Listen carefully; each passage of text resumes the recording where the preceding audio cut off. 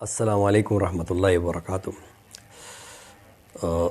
میں دعا کرتا ہوں کہ آپ لوگ سب خیریت سے ہوں گے اور دعاؤں میں یاد رکھنا اور ایک دوسرے کے لیے دعا کیا کرو، سلام کیا کرو۔ نبی صلی اللہ علیہ وسلم کا فرمان ہے کہ سلام کو جتنا زیادہ ہو سکے پھیلاؤ۔ تو ہماری زندگی میں کیا کرنا چاہیے، کیا نہیں کرنا چاہیے، آج میں اسی موضوع پہ بات کرتا ہوں۔ تو زندگی تو گزر جائے گی، اللہ تعالیٰ فرماتا ہے کہ ہم لوگ زندگی ملی ہے، یہ ایک بہت بڑا ایک تحفہ ہے۔ اس زندگی کے بارے میں ہمیں سوچنا چاہیے کہ اللہ تعالیٰ نے یہ زندگی کیوں دی ہے، کس مقصد کے لیے دی ہے، ہم دنیا میں کس مقصد کے لیے آئے ہیں۔ تو سب سے میرا سوال یہی ہے کہ اپنے آپ کو غور فکر کرو کہ میری زندگی کیا ہے، دنیا میں آنے کا مقصد کیا ہے۔ تو اگر آپ اپنی زندگی بدلنا چاہتے ہو، اپنے آپ کو اللہ کے راستے میں ڈالنا چاہتے ہو کہ زندگی اسلام پہ ہو اور ختم بھی زندگی اسلام پہ ہو، تو آج میں آپ کو یہ بتانا چاہتا ہوں کہ یہ زندگی کا ایک مقصد ہے۔ اللہ تعالیٰ نے ہمیں ایسا نہیں بھیجا دنیا میں، ہر انسان کو ایک پروگرام دے کے بھیجا گیا ہے۔ تو آج میں آپ کو یہ بتاتا ہوں، دیکھو کہ ڈیلی آپ یہ میرا ویڈیو ہے، آپ سنو تو آپ کی زندگی بدل جائے گی۔ اس کے اندر ایسے ایسے بیان ہے کہ آپ جب سنو گے تو آپ گھر والوں کو سناؤ، آپ کے بہن بھائی ہے یا آپ کے پڑوس والے ہیں، یار دوست ہے، سب کو سناؤ۔ آپ اگر سنیں گے تو آپ کی زندگی بدل جائے گی۔ ہمیشہ میں 1 یا 2 ویڈیو ڈالتا ہوں اور وہ بھی پوری قرآن اور حدیث کے ساتھ میں ہے۔ اگر آپ وہ بیان سنیں گے، کیونکہ وہ ایک بہت ہی ماہر ڈاکٹر اسرار احمد ہے جن کا بیان میں سناتا ہوں، اور یہ بہت ہی اللہ ان کو جنت نصیب کرے، اور بہت ہی پہنچے ہوئے انسان، عالم انسان ہے، اور وہ جو بھی سناتے ہیں قرآن کی روشنی میں سناتے ہیں۔ اگر آپ یہ روزانہ یہ سنیں گے تو آپ کی زندگی بدل جائے گی، اور آپ کی زندگی میں اللہ تعالیٰ کی رحمت آ جائے گی، اور اپنے آپ کو اللہ کے نزدیک رکھو اور دنیا سے دور رکھو، اور وہ کام کرو کہ میرے کو وہ کام کرنا جو میرا اللہ راضی ہو۔ میرا اللہ راضی کیسے ہو، میں ایسا کیا کروں گا جس سے میرا اللہ راضی ہو۔ تو ابھی آپ کو میں بس یہی کہنا چاہتا ہوں کہ اپنے آپ کو اللہ کے راستے میں رکھو اور ایسا کام کرو جس سے اللہ راضی ہوئے، اور ہمیں دنیا کے بعد میں اچھی جگہ ملے، اور کیونکہ دنیا تو ختم ہو جائے گی۔ اور اگر ابھی بھی آپ کو اگر کچھ ڈر نہیں ہے، مرنے کا ڈر نہیں ہے، تو یہ زندگی تو کھانا پینا تو جانور بھی کھاتے ہیں، سب کھاتے ہیں، تو پھر ہماری زندگی کا مقصد کیا ہے؟ تو آپ اگر یہ ڈیلی روزانہ اگر 10 منٹ نکال سکتے ہو تو یہ 10 منٹ اس ویڈیو کے لیے نکالو اور سنو، اور اپنے گھر والوں کو سناؤ۔ دیکھو آپ کی زندگی کے اندر ایسا آئے گا، ایسا نور آئے گا کہ آپ کی زندگی بدل جائے گی، اور دنیا میں بھی آپ کو وہی ملے گا سب کچھ جو آپ کی چوائس ہے، خواہش ہے، اور دنیا کے بعد میں بھی آپ کو وہی ملے گا جو آپ کی خواہش ہے۔ کہ جب انسان جب مرتا ہے نا تو فرشتہ اس کو کہتا ہے کہ السلام علیکم ورحمۃ اللہ وبرکاتہ، کہ اے مومن، کہ ہم تیرے دنیا میں بھی دوست تھے اور آخرت میں بھی دوست رہیں گے، اور آج وہ تمہارے لیے خوشخبری لائے ہیں۔ جو تو دنیا میں سوچتا تھا، اللہ سبحانہ تعالیٰ نے وہ پوری تمہاری سب خواہش پوری کر کے رکھی ہے۔ تو یہی ہے میرے دوستوں اور بزرگوں، میں تو یہی چاہتا ہوں کہ اگر اپنے خاندان کو اور اپنے گھر والوں کو، اور اگر آپ سمجھنا چاہتے ہو کہ میرے ماں باپ کیا ہے، میرے ماں باپ سے کیسا سلوک کرنا چاہیے، تو آپ یہ ڈیلی یہ ویڈیو ضرور دیکھیں اور اپنے گھر والوں کو بھی دکھائیں۔ انشاءاللہ آپ کی زندگی کے اندر 4 چاند لگ جائیں گے اور آپ کی زندگی بدل جائے گی، جو خواہش آپ کی ہوگی وہ پوری ہوگی انشاءاللہ۔ میں اللہ سے دعا کرتا ہوں کہ آپ لوگ روز زیادہ سے زیادہ اس ویڈیو کو دیکھنے کی کوشش کریں۔ روزانہ میں قرآن کا بیان ڈالتا ہوں، اگر آپ سنتے ہو، برابر سنو دھیان سے، تو انشاءاللہ آپ کی زندگی بدل جائے گی، آپ کے گھر والوں کی اور آپ کی اور یار دوستوں کی۔ سو آج کے لیے اتنا ہی کام۔ اللہ تعالیٰ فرماتا ہے یا ابن آدم، اے ابن آدم، انک ما دعوتنی ورجوتنی، تو جب تک مجھے پکارتا رہے گا اور مجھ سے امید باندھے رکھے گا، غفرت لک علی ما کان منک ولا ابالی، میں تجھے معاف کر دوں گا جو بھی کچھ ہوگا تیرے پاس، جتنے گناہوں کا بار تو لے کر آ جائے گا۔ اور بڑا پیارا لفظ ولا ابالی، اور مجھے اس کی کوئی پرواہ نہیں۔ اے میرے بندے، اے آدم کے نسل، اے ابن آدم، اگر تیرے گناہ آسمان تک پہنچ جائیں، ان کا انبار اتنا ہو کہ آسمانوں کو چھو رہا ہو، اور کہ پھر بھی تم مجھ سے استغفار کرے گا تو میں تجھے معاف کر دوں گا۔ اگر تو میرے پاس حاضر ہوگا زمین کے ہجوم جتنے گناہ لے کر، ثم لقیتنی، اور پھر تو مجھ سے ملاقات کرے گا. اب آ گیا وہ لفظ استثناء والا، لا تشرک بی شیئا، یہ شرط پوری کرتے ہوئے کہ میرے ساتھ شرک میں ملوث نہیں. یہ مضمون میں نے آیت پڑھی آپ کے سامنے کہ 2 مرتبہ آیا سورہ نساء میں، ان اللہ لا یغفر ان یشرک بہ، اللہ اسے تو ہرگز معاف نہیں کرے گا کہ اس کے ساتھ شرک کیا جائے. فرش التراب يضمني وهو غطاء، کہ یہ مشرکین جن آلہہ کو پکارتے ہیں، یعنی انبیاء، صدیقین، اولیاء اللہ یا ملائکہ جو فی الواقع موجود ہیں، ان کے وجود سے تو انکار نہیں ہے. باقی اور جو کچھ گھڑ لیے ہیں وہ اپنے طرف سے، ان کے لیے تو کوئی دلیل نہیں ہے، نہ عقل میں، نہ نقل میں، نہ وحی میں.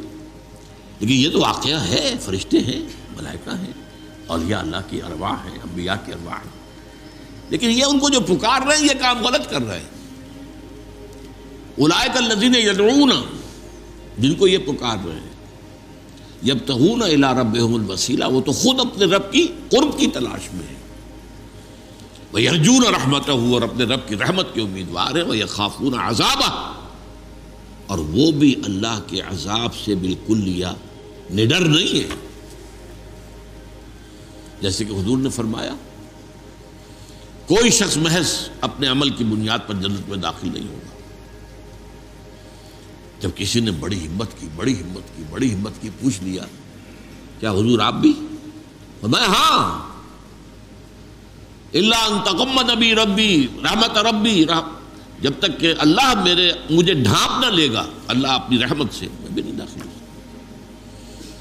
اس سے حضور خالی نہیں، اور کون ہو سکتا؟ تو بین الخوف والرجاء کا معاملہ جو ہے. البتہ ایک حدیث بیان ہوتی ہے، سبقت رحمتی علی غضبی، میری رحمت میرے غضب پر غالب آ گئی، میری رحمت میرے غضب پر بازی لے گئی ہے. سبقت رحمتی علی غضبی، اس کی شرح اصل میں یہ حدیث ہے جو آج ہم پڑھ رہے ہیں. اس میں اللہ کی ایک شان آئی ہے کہ وہ غنی ہے، بے نیاز. جیسے فرمایا ایک جگہ پر ما یفعل اللہ بعذابکم، اللہ کو تمہیں عذاب دے کر کیا لینا ہے. لئن آمنتم وشکرتم، اگر تم ایمان اور شکر کا راستہ اختیار کرو تو اللہ معاذ اللہ سیڈسٹ نہیں ہے کہ کسی کو تکلیف دے کر اسے خوشی ہوتی ہے. معاذ اللہ، ما یفعل اللہ بعذابکم. تو الغنی 8 بار آیا ہے قرآن میں اللہ کا نام، اور لغنی 2 مرتبہ، اور غنیًا منصوب حالت میں 3 مرتبہ. اللہ غنی ہے، کوئی اس کو ضرورت نہیں. جس کی ایک حدیث ہم پڑھ چکے ہیں کہ اگر زمین کے آسمان کے تمام باسی اول و آخر، قل ان کان انسکم و جنکم اولکم و آخرکم، اولین بھی آخرین بھی انسان بھی جن بھی سب کے سب جو بدترین انسان ہو سکتا ہے ویسے بن جائیں، تب بھی اللہ کی سلطنت میں کوئی کمی نہیں ہوگی. اور اگر تمام انسان، تمام جن، اولین و آخرین سب ولی بن جائیں اللہ کے، تو اللہ کی سلطنت میں کوئی اضافہ نہیں ہوگا. یہ ہے اس کی شان غنی. غنی حلیم کہیں کہا گیا ہے، غنی حمید کہیں کہا گیا ہے، غنی کریم کہیں کہا گیا ہے. تو یہ 2 چیزیں جو ہے، رجائیت اللہ سے اور اللہ کی شان استغنا، اس کا بیان ہے در حقیقت اس حدیث میں، جس کے راوی حضرت انس بن مالک رضی اللہ تعالی. وہ فرماتے میں نے خود سنا اللہ کے رسول کو فرماتے ہوئے. یہ انداز ایسا ہے کہ جو بڑا یقینی ہو جاتا ہے. سمیٹو، میں نے خود سنا. اگر عن سے کہا جا رہا ہو تو ہو سکتا ہے کہ وہ بات کسی اور صحابی سے ان صحابی تک پہنچی ہو، ان سے مروی ہے، اچھا انہوں نے خود سنا ہے، یہ کیا ہے، یہ یقینی بات نہیں ہوتی، لیکن سمعت تو میں نے سنا۔ قال اللہ تعالی، یہ حدیث قدسی ہے جس کی کئی مرتبہ میں آپ کے سامنے ڈیفینیشن بیان کر چکا ہوں۔ اللہ تعالیٰ فرماتا ہے، یا ابن آدم، اے ابن آدم، انک ما دعوتنی ورجوتنی، تو جب تک مجھے پکارتا رہے گا اور مجھ سے امید باندھے رکھے گا، غفرت لک علی ما کان منک ولا ابالی، میں تجھے معاف کر دوں گا جو بھی کچھ ہوگا تیرے پاس، جتنے گناہوں کا بار تو لے کر آ جائے گا۔ اور بڑا پیارا لفظ ولا ابالی، اور مجھے اس کی کوئی پرواہ نہیں۔ یہ نہیں ہے کہ کسی انسان کے ساتھ آپ نے زیادتی کیا، اس کے اندر انتقام کا جذبہ ہے، جوش ہے۔ اگرچہ ہے لفظ انتقام بھی آتا ہے قرآن میں، وہ شان دوسری بھی موجود رہنی چاہیے، خوف والی بھی، اس اعتبار سے۔ لیکن یہ کہ جو رجا کا پہلو غالب ہے، انکا ما دعوتنی، دو شرطیں ہیں، جب تک مجھے پکارتے رہو، مجھ سے دعائیں کرتے رہو، مجھ سے استغفار کرتے رہو، میری مغفرت طلب کرتے رہو گے، ورجوتنی، اور مجھ سے امید رکھو گے کہ اللہ تعالیٰ رحیم ہے، اللہ تعالیٰ غفور ہے، اللہ کی شان غفاری، رحمتی وسعت کل شیء، میری رحمت نے ہر شے کا احاطہ کیا ہوا ہے، جو میں سنا چکا ہوں۔ سبقت رحمتی علی غضبی، رحمتی وسعت کل شیء، میری رحمت تو ہر شے کا احاطہ کیے ہوئے۔ تو جب تک مجھے پکارتے رہو گے اور مجھ سے امیدوار رہو گے، غفرت لک علی ما کان منک، تو جو بھی کچھ تجھ میں سے ہوگا، جو خرابیاں، جو برائیاں، جو گناہ، میں تجھے معاف کر دوں گا، ولا ابالی، اور مجھے اس کی کوئی پرواہ نہیں ہوگی۔ یہ ہے شان استغنا، الغنی، غنی عن العالمین، سورہ آل عمران میں آیا ہے۔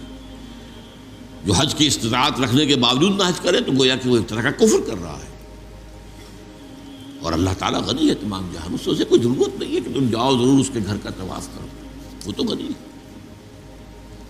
یا ابن آدم لو بلغت ذنوبک عنان السماء ثم استغفرتنی غفرت لک، اے میرے بندے، اے آدم کے نسل، اے ابن آدم، اگر تیرے گناہ آسمان تک پہنچ جائیں، ان کا انبار اتنا ہو کہ آسمانوں کو چھو رہا ہو، اور کہ پھر بھی تم مجھ سے استغفار کرے گا تو میں تجھے معاف کر دوں گا۔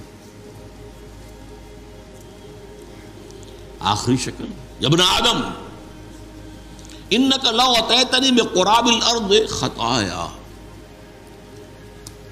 اگر تو میرے پاس حاضر ہوگا زمین کے حجم جتنے گناہ لے کر،